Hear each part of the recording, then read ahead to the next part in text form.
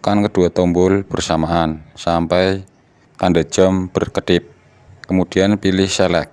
Setelah oil change berkedip, kemudian pilih select. Kita pilih berapa kilometer yang akan kita gunakan untuk ganti oli selanjutnya. Kemudian kita pilih set. Setelah itu matikan kontak. Kemudian hidupkan lagi. Setelah hidup, kita pilih tombol set sampai oil change hilang.